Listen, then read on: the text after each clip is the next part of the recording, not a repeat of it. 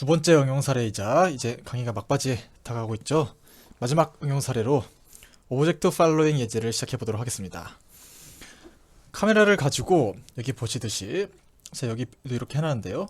초록색 이 제슨 나노 박스를 따라서 제슨 나노 박스가 오른쪽에 있으면 동키카 우리의 자동차도 오른쪽을 바라보고, 제슨 나노가 왼쪽에 있으면 우리 자동차도 왼쪽을 바라보고, 이렇게 하는 그러한 예제입니다. 그래서 지금 제가 여기 들고 있는 게 지금 제슨 나노를 구매하셨다면 모두가 가지고 있는 이 초록색 박스죠. 그래서 이 초록색 박스를 따라서 앞서 말씀드린 것처럼 앞에 있는 스티어링 앵글을 바꾸는 그런 예제를 지금부터 해보도록 하겠습니다. 항상 그렇듯이 실행을 시켜보는데요. 여기서 주의하셔야 될 게, 지금 실행해야 될 게 많습니다. 제가 일부러 런치 파일로 안 하고 하나하나씩 보여드리기 위해서 지금 이렇게 키겠는데요. 하나, 둘, 셋, 넷, 다섯, 여섯 개의 터미널을 켜주시면 될 것 같습니다. 저는 미리 6개를 켜놨고요. 자, 깔끔하게 하기 위해서 다 클리어를 시키고 시작하도록 하겠습니다. 클리어 다 시켜주고요. 자, 시작해 보겠습니다. 이때 항상 유념하셔야 될 건 로스 코어 키는 터미널은 아무것도 안 돼 있어도 상관없지만, 나머지 것들 실행시키는 터미널에서는 퀘킨 WS가 SDS 항상 잊지 마시고요. SDS 다 해주신 그런 해준 상태라고 저는 보시면 될 것 같습니다. 그리고 나서 마지막 컨트롤 해주는 이 컨트롤 해주는 터미널은 제가 앞에 보시면 ENV가 있죠, 앞에. 그래서 컨트롤 해주는 터미널은 동키카 이전 우리가 가상 환경 만들었던 그 벌추얼 ENV를 통해서 만들었던 가상 환경으로 사용한다는 점. 나머지는 다 가상 환경 사용하면 안 됩니다.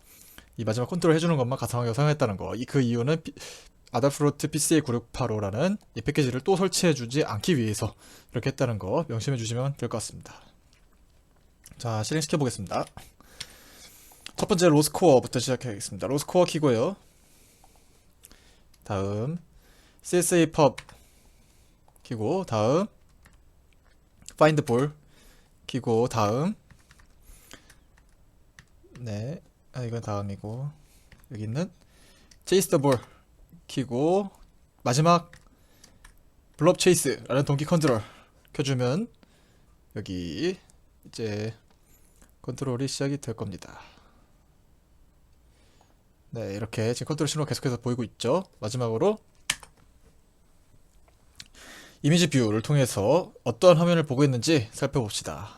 자, 이렇게 나왔습니다. 지금 보시면 결론부터 말씀드리면 이 파란색 사각형 안에 있는 물체들을 따라가겠다라는 뜻이고요. 전체를 따라가면은 이제 우리 카메라가 광각 카메라이기 때문에 끝부분에 왜곡도 심하고 더 시간도 많이 걸리겠죠. 그렇게 해서 이렇게 하기 위해서 범위를 지정해 주었습니다. 여기에 카메라의 중심이 어디 있는지 날려주는 프레임이 들어가 있고요. 제가 제슨 나노 박스를 들어보도록 하겠습니다. 그러면은 이렇게 제슨 나노 박스가 인지가 됩니다. 이렇게 제슨 나노 박스를 따라오는 모습이 보이죠.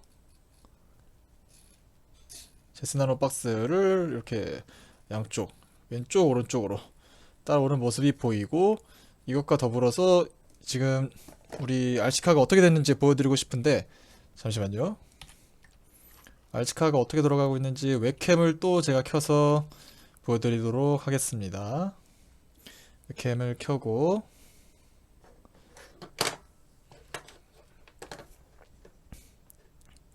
많이 느려졌죠? 웹캠을 켜고, 자, 그러면 이제 이렇게 살펴볼까요? 네, 이렇게 살펴보겠습니다. 여기 제슨 나노 박스를 제가 들어보겠습니다. 네, 보이시죠? 자, 제가 이렇게 이거 박스를 움직임에 따라서 우리의 RG카도 방향을 바꾸는 거 모습이 보이시나요? 네, 이렇게 제가 극적인 효과를 위해서 이걸 뺐다가 여기다 이렇게 올려보겠습니다. 자, 이 안쪽으로 들어와야겠죠? 네, 이렇게 바뀌는 거, 방향이 바뀌는 거 보이시죠? 이러한 모습을 볼 수 있고요. 이런 예제입니다. 네, 제가 카메라 2개 켜고 하느라 제슨도 힘들고 저도 힘들었는데, 어쨌든 다시 종료하고, 네, 이 상황에서 이 어떤 식으로 구성되어 있는 건가 보고 싶을 때 항상 좋은 디버깅 툴 제가 다 알려드렸죠. Qt 그래프를 살펴보도록 하겠습니다.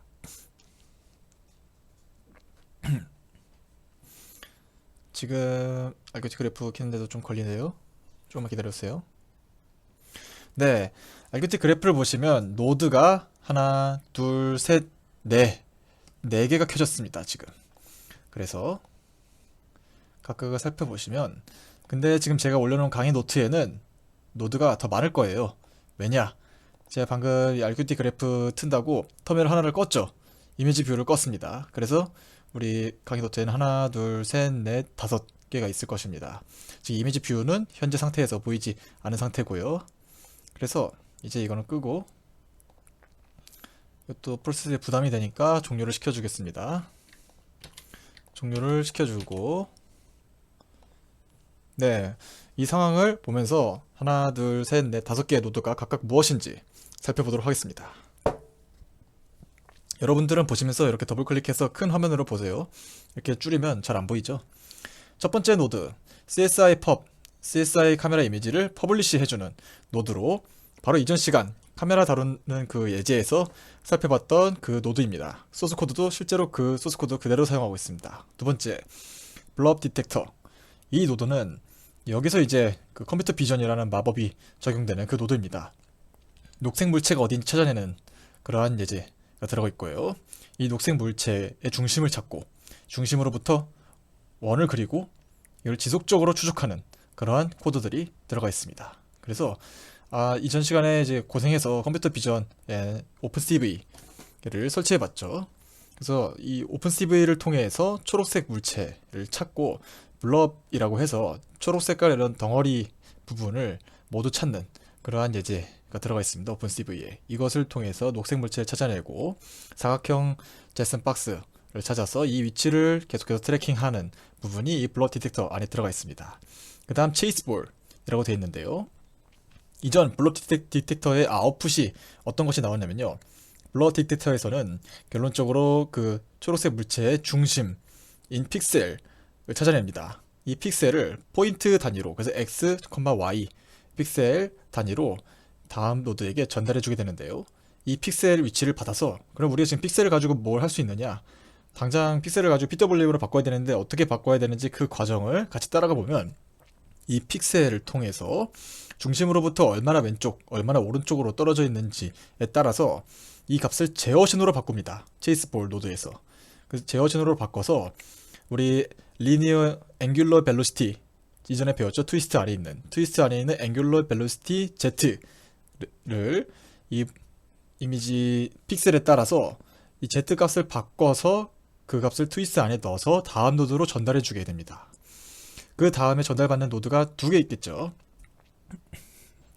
전달받는 노드가 두 개 있는 게 아니라 그것을 전달받는 곳이 블럽 체이스 노드이고요. 지금과 같은 경우 이제 이미지 뷰는 여기서 나오는 블럽 디텍터에서 사실 이 포인트만 나오는 것이 아니라 이미지 자체도 나옵니다. 우리가 아까 봤을 때 사각형도 그리고 이 프레임도 나오고 하는 디버깅을 위한 그런 이미지 화면을 만들었죠. 이 화면, 이거는 토픽 이름이 이미지 블럽이라는 토픽도 나오는데요. 이것은 디버깅 할 때 이미지 뷰를 통해서 봤던 거고요. 사실상 컨트롤에는 이것은 필요하지는 않고 실질적으로 컨트롤 신호로 가게 되는 이 토픽은 포인트 블럽이라는 토픽이고요. 이것이 제가 아까 말했던 픽셀 값이 됩니다. 이 픽셀 값을 체이스볼이 받아서, 그럼 체이스볼은 다시 이것을 트위스트 값으로 바꾸겠죠. 그래서 트위스트 값으로 바꿔서 커맨드 벨로시티라는 이 DK카에 있는 컨트롤이라는 것에 있는 커맨드 벨로시티로 바꾼 다음에 최종 마지막으로 블럽 체이스 노드라는 것으로 보내주는데요. 이 블럽 체이스 노드는 그래서 트위스트 밸류를 받아서, 트위스트 밸류는 이제 속도죠. 실질적인 속도인데, 그래서 왼쪽으로 속도 몇, 오른쪽으로 속도 몇, 이 신호가 들어오는데 이것을 최종적으로 PWM 신호로 바꿔줘야겠죠. 우리 뭐 350, 400, 430 이런 PWM 펄스로 바꿔줘야 되는데요. 그것에 따른 계산식이 들어가 있습니다. 이런 계산을 통해서 최종적으로 얻은 PWM 밸류를 PCA968호 클래스를 통해서 제어까지 해주는 그런 노드라고 보시면 될 것 같습니다. 여기서 그러면은 사실 이 노드 설계를 할 때 지금 제가 아까 보여드렸던 예제도 양옆으로 가는 거 조향하는 것은 이해가 되는데, 그러면은 앞뒤로 가는 거는 할 수 없나요? 앞뒤로 가는 게 돼야지 비로소 그 물체까지 추적하는 그러한 로봇이 될 텐데, 근데 이제 카메라만을 사용해서는 거리를 알아내는 게 상당히 힘듭니다. 특히나 우리가 사용하고 있는 카메라가 광각 렌즈라고 해서 이전 시간에도 피시아이 카메라의 단점에 대해서 살펴봤죠. 끝부분에서는 왜곡이 심하게 일어나기 때문에 이 오로지 카메라 센서에 의존해서는 거리가 알아내기가 상당히 힘듭니다. 가까우면은 물체가 크면 가깝고 조그마하면 먼 거 아닌가요? 라고 말씀하실 수 있는데, 그렇게 원근법에만 의존해서 거리를 알아낼 수도 있긴 합니다. 근데 아무래도 정확도는 계속해서 떨어지겠죠. 그래서 이 부분에서는 따로 트위스트 토픽을 받도록 일단은 설계가 되어 있습니다. 그래서 앞뒤로 가는 거는 따로 여러분들께서 텔레옵 같은 거를 키시거나 해서 앞뒤 이 커맨드는 따로 주셔야 된다는 거. 그리고 이 프로젝트는 참고로 제가 어떠한 오픈소스 유튜브에 강의까지 올라와 있는 이 오픈소스를 참고해서 제작한 건데요. 그대로 쓰는 건 아니고 이제 우리의 상황에 맞게 좀 바꿔봤는데요. 그래서 뒷부분부터 마지막 블롭 체이스 노드부터 차근차근 분석해 보도록 하겠습니다. 블롭 체이스.python이 이 블롭 체이스 노드를 만드는 코드인데, 지금 보시면 내려도 끝이 없는 게 아니라 여기서 끝나죠? 네, 상당히 긴 코드인데 사실 여기서는 중복되는 것도 있고 그렇게 구조가 복잡하지 않습니다. 대신 이제 오픈소스다 보니까 여기 주석도 친절하게 달려있고 띄어쓰기도 잘 보기 쉽게 가독성을 맞추느라고 코드가 길어질 것뿐이지 그렇게 긴 코드는 아닙니다. 그리고 같이 분석해 볼 거니까 차근차근 강의만 따라오시면 될 것 같습니다. 임포트 부분부터 살펴보겠습니다. 임포트를 시키면서 아주 간단해요. 임포트도 3개밖에 없습니다. 로스파이 당연히 임포트 해야겠죠. 타임 임포트 하는데 나중에 제가 말씀드리겠고, 여기 트위스트 메시지에 지오메트리 메시지에 트위스트 받습니다. 서브스크라이버가 트위스트를 받아서 PWM 채널을 제어한다고 했죠. 그래서 이렇게 들어가 있고요. 다음으로 PCA965 클래스가 사용되고 있는데, 여기에 PCA965 클래스는 바로 이전 강의에서 했던 그 예제하고 완전 동일한 클래스입니다. 그래서 이 부분에 대해서 제가 자세히 설명하진 않겠고요. 또 이 긴 코드를 설명하는데 시간이 아깝기도 하고, 이 부분은 이전의 강의에서 제가 다시 설명했기 때문에 이전 강의를 참고해 주시면 좋을 것 같습니다. 바로 그러면 실질적으로 네, 다음 클래스로 넘어가 보겠습니다. 서버 컨버트 클래스라고 되어 있는데요. 이것은 어떤 이제 여기서 마법이 일어나는 순간이죠. 트위스트 속도 값을 받아서 PWM 펄스로 바꿔주는 그러한 클래스입니다. 그거에 대한 계산식이 들어가 있습니다. 여기 안에 있는 클래스 멤버 변수들부터 차근차근 살펴볼게요. value가 있고 value out이 있는데, 이 value out이 최종적으로 만들어줄 아웃풋이 됩니다. 센터는 이전에 동키카 캘리브레이션 하면서 우리가 찾았던 0점이죠. PWM이 0점. 정지한 상태, 정면을 바라보고 있는 상태, 그 0점입니다. 레인지는 뒤에 이제 하프 레인지로 변환이 되는데, 하프 레인지는 레인지의 절반이 됩니다. 그래서 이 레인지가 어떤 것이냐, 예를 들어서 지금 370에 레인지가 90이죠. 그러면은 레인지가 370을 기점으로 마이너스 45부터 플러스 45까지의 이 범위 안에서 우리가 PWM 펄스를 만들겠다라는 뜻이 됩니다. 자세한 것은 밑에 계산식에서 다시 살펴보겠고요. 다음으로 디렉션은 기본값은 1로 되어 있습니다.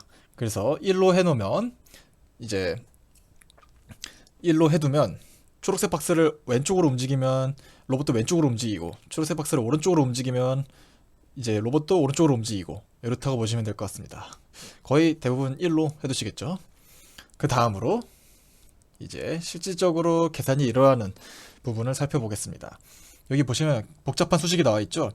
dir 곱하기 value인 곱하기 하프레인지 더하기 센터라고 되어 있는데, 예를 들어서 살펴보겠습니다. dir은 디렉션인데 위에서 기본값으로 1이었죠. 거의 다 1로 사용하실 텐데, dir은 1, 그 다음에 하프레인지는 레인지의 절반이죠. 레인지가 90인데 90의 절반이 45를 갖습니다.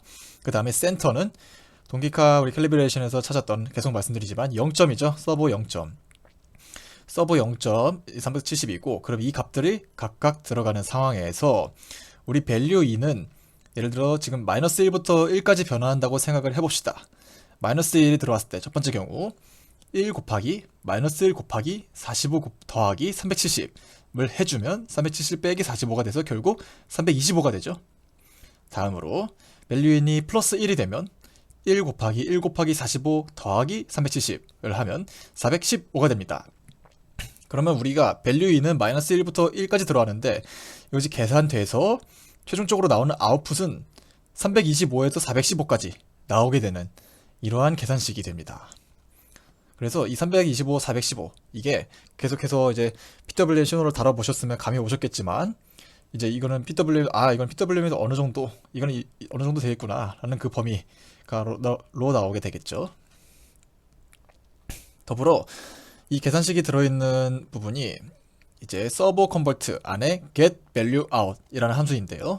이 get value out이 언제 실행되는지 살펴보면 계속해서 말씀드리지만 지금 우리가 살펴보는 이 노드가 트위스트를 받아서 PWM으로 나오는 거죠. 인풋이 트위스트, 아웃풋이 PWM이 되는 건데 그 트위스트 값을 받을 때마다 subscribe 할 때마다 이 get value out 이 실행된다는 점 여러분들께 다시 한번 상기시켜 드립니다. 다음으로 가장 긴 부분이었죠. DK Low Level Control 클래스라는 부분입니다. 이 클래스는 뭐 생성자부터 살펴보지 않고 최종 어떻게 실행되는지 메인에서부터 거꾸로 흘러가 보도록 하겠습니다. 메인 함수는 아주 간단합니다. 두 줄밖에 없어요. 이 DK Low Level Control 클래스를 생성하고 이 안에 있는 run이라는 함수를 실행시키는 게 끝입니다. 그러면은 우리가 살펴볼 것은 생성자를 살펴보고 이 run 함수를 살펴보면 되겠죠. 첫 번째 run을 살펴보겠습니다. run을 살펴보면 이렇게 생겼습니다. 밑에 보시면 10Hz로 뭔가 계속 무한 루프를 돌게 되는데 이 컴포즈 커맨드 벨로시티라는 함수가 계속해서 실행되고요. 그 다음에 이건 if를 걸려있는 걸로 봐서 어떤 예외 처리를 해주는 부분인 것 같은데요. 이 과정을 계속해서 반복해줍니다. 결국 해주는 함수는 이거 하나가 메인이라고 볼 수 있죠. 이 하나의 함수를 계속 10Hz로 돌면서 이러한 상황이 발생하면 이쪽으로 빠지고 이러한 상황이 발생하면 이렇게 빠지고 로 되는 그러한 함수인데요. 첫 번째 상황 is controller connected 상황으로 가보겠습니다. is controller connected는 결론적으로 이제 어떤 기능을 하느냐 말씀드리면 외부에서 앞으로 가라 뒤로 가라 라는 이런 것을 포함해서 이런 커맨드 벨로시티 제어 신호가 없다, 일정 시간 동안 없다 라고 하면 제어와 관련된 멤버 변수들이 안에 있는데 이것을 초기화시킵니다. 마치 제가 어렵게 말했는데 그냥 뭐 3초간 아무런 제어 신호가 없으면 그냥 멈추고 앞에 봐라 이런 식으로 바꿔주는 코드라고 볼 수 있겠죠. 밑에 있는 is chase connected도 마찬가지입니다. 지금 우리 앞에 초록색 박스가 없어서 초록색 박스가 있다 갑자기 사라졌어요.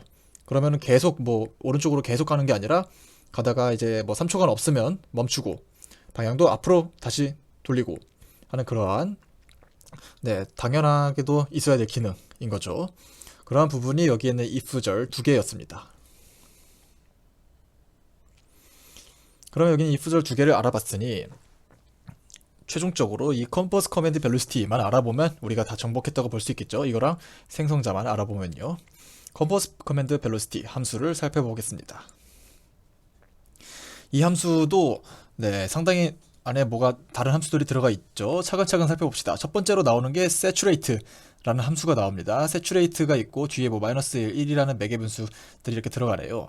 saturate 함수를 보면 우리 옛날에 뭐 과학 시간에 배울 때 우리 라면을 끓인다고 하면 라면 물을 맞추고 라면 스프를 아무리 많이 넣어도 계속해서 많이 넣었을 때 일정 양 이상 라면 스프를 계속 넣으면 이제 스프가 녹지 않고 바닥에 가라앉죠.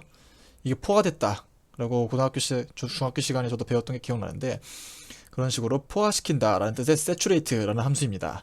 결론적으로 해주는 것이 뭐냐, 최소값과 최대값을 주어지고요. 최소값보다 작으면 그냥 최소값으로 만들어버리고 최대값보다 크면 최대값으로 만들어버립니다.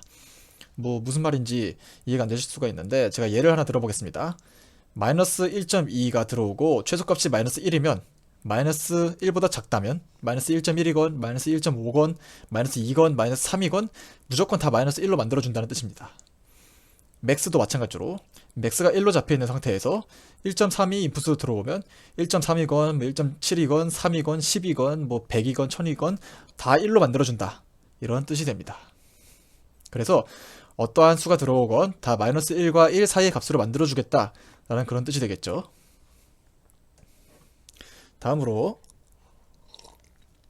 이 두 줄을 살펴봤고, 밑에 있는 이 세 문단을 살펴보면요, 이제 이름을 살펴보면 여기 오타가 나온 것 같은데, 오픈소스여서 오타가 있는 것 같은데 디버그 커맨드 메시지라고 되어 있습니다. 그리고 이 디버그 커맨드 메시지를 여기 안에 넣어서 퍼블리시 하는 것이 보이는데요, 이것은 뭐냐, 이분께서 이거를 만들 때 따로 디버깅을 하는 그런 토픽을 만들고 싶으셨나봐요.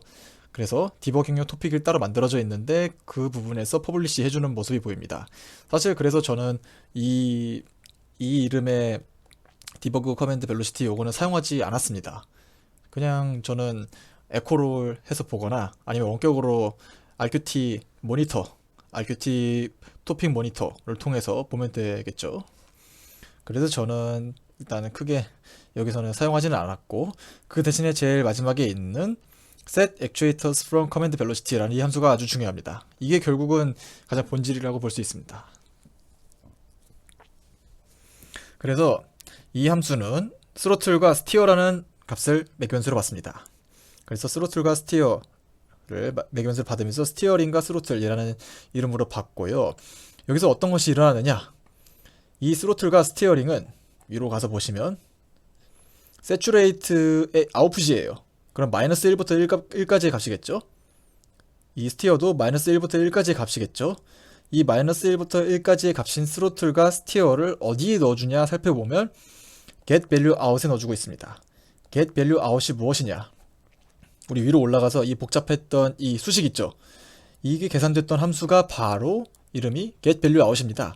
아, 그러면 마이너스 1부터 1 사이인 컨트롤 신호, 트위스트로부터 받아온 신호를 최종적으로 PWM 신호로 바꿔주는 게 이 함수구나 라고 이해할 수 있습니다. 그래서 지금 따로 아웃풋이 있지는 않은데 이 딕셔너리 안에 값으로 담기게 됩니다. 그래서 이 딕셔너리 안에 클래스가 있는데 그것이 바로 서버 컨버트 클래스가 담겨 있고요. 그 클래스 안에 이제 멤버 변수가 변경된다고 보시면 될 것 같습니다. 그래서 계산된 PWM 값을 받기 위해서 get value out을 통해서 받아올 수 있고, 스로틀과 스티어링 PWM 값을 받아서 set PWM 펄스로 집어넣어주고 있습니다. 여기서 나오는 값이 이제 마이너스 1부터 1이 아니라 뭐 300이면 300, 뭐 410, 뭐 430 이러한 실질적인 PWM 밸류겠죠. 그래서 set PWM 펄스를 살펴보겠습니다. 마지막으로 set PWM 펄스는 여기에 있듯이 셀프 안에인 셀프에 throttle.run, steering servo.run으로 스피드 펄스와 스티어링 펄스를 집어넣어 주게 되는데요. 이 앞에 있는 언더바 스로틀과 언더바 스티어링 서버가 어떤 것이냐 하면 위로 올라가 보면 생성자 부분에 PCA9685 클래스입니다. 이게 바로 이 부분은 이전 우리가 조이스틱으로 컨트롤하는 그 부분에서 나왔던 것이랑 동일하죠. 그래서 PCA9685 클래스를 두 개 선언해주고 하나는 스로틀로 하나는 스티어링으로 설정해 준 다음 내부에 있는 run이라는 함수를 통해 실질적으로 PWM 펄스를 조정해 준다 라는 그런 것으로 이해할 수 있습니다. 자, 그러면 다 살펴봤죠? 이제 마지막으로 생성자 부분에서 필요한 것만 살짝 살펴봅시다. 생성자 부분에서 필요한 것이 subscriber 부분을 보겠습니다. subscriber가 두 개 있습니다. 가장 중요한 DK 뭐 컨트롤 커맨드 벨로시티, 이게 이제 이전 노드에서 들어온 트위스트 형식이라고 볼 수 있고요. 이 커맨드 벨로시티는 누차 말씀드렸지만 앞뒤로 가는 거는 여기 구현되어 있지 않고 앞뒤로 가는 거는 따로 받으세요 라고 해서 이렇게 열어놓은 상황이라고 보시면 될 것 같습니다. 지금과 같은 경우는 그래서 따로 뭐 값이 들어오지 않겠죠.